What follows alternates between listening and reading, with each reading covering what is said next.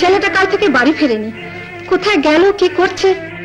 যেখান থেকে পারো ওকে খুঁজে নিয়ে এসো। দুদিন খেতে না পেলে এমনিতেই সুরসুর করে বাড়ি ফিরে আসবে। না ড্যাডি, ভাইয়া তেমন ছেলেই নয়, ও ভাঙবে তবে মচকাবে না। থামো, দুনিয়ার ঠোকর তো খাওনি, তাই এসব বুঝবে না। অত বোঝাবুঝির দরকার নেই। 24 ঘন্টার মধ্যে যদি আমার ছেলে ফিরে না আসে, তাহলে আমি ওর বাড়ি ছেড়ে চলে যাব। থাক, কুলাঙ্গার সন্তানের জন্য অত দরদ দেখাতে হবে না। কেন দেখাবো না? কি অপরাধ করেছে আমার ছেলে?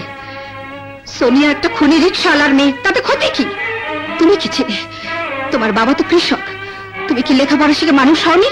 ব্যারিস্টার হওনি? জীবনে উন্নতি করনি? প্রতিষ্ঠা পাওনি? ওই সেদিন তো আমার বাবা তোমার সাথে আমার বিয়ে দিতে অমত করেননি, বাধা দেননি। কার সাথে কিসের তুলনা করছো? নিজের বেলায় কোনো দোষ নেই, পরের বেলায় যত অনিষ্ট। শোনো, আমার ছেলেকে যদি ফিরিয়ে না আনো, তাহলে এই সংসারে আমি আগুন জ্বালাবো। যেমন করে পারো আমার ছেলেকে খুঁজে নিয়ে এসো। ডাক্তার সাহেব আসছে, সঙ্গে তোমার মেয়ে। তুমি কি বলো? আমি কি আসছি, আমি কি থাকি না? যাও যাও। আল্লাহ। আসসালামু আলাইকুম স্যার। ওয়ালাইকুম সালাম। স্যার, আমি রমেশ। ও, তুমি রমেশ? হ্যাঁ স্যার। তা আব্দুল কোথায়? আব্দুল ভাই তো এখানে আসেনি স্যার। আসেনি? তাহলে কোথায় গেল? কাঁদিস নে মা, আমি তাকে খুঁজে বের করবই। রমেশ স্যার, আব্দুল যদি কখনো এখানে আসে, ওকে বলো সে যেন তার মেয়ের কাছে ফিরে যায়। যা হবার হয়ে গেছে, সে যেন আর মেয়েটাকে পর করে না দেয়, আর আমাকে ভুল না বুঝো। দেখতেই তো পাচ্ছ মেয়েটার অবস্থা।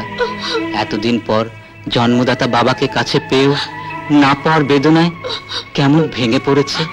চল মা, আসি রমেশ। সালাম স্যার। কাঁদিস নে মা, চল।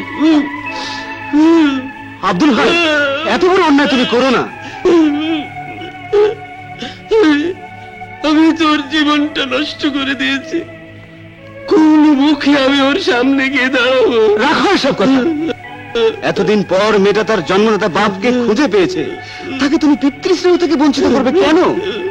ডাক্তার সাহেব সব মেনে নিয়েছে, ওনার মতো মানুষ হয় না। সেই জন্যই তো ওনাকে দুঃখ দিতে পারি না। ওনার নিঃসঙ্গ জীবনে সোনিয়াই একমাত্র অবলম্বন। আমিও এতদিন নিঃসঙ্গই ছিলাম, ক্ষণিকের জন্য মেয়েটাকে কাছে পেয়েছিলাম, এই তো যথেষ্ট। ও ভালো থাকুক, সুখে থাকুক। এই বৃদ্ধ বয়সে আমার আর কি প্রয়োজন?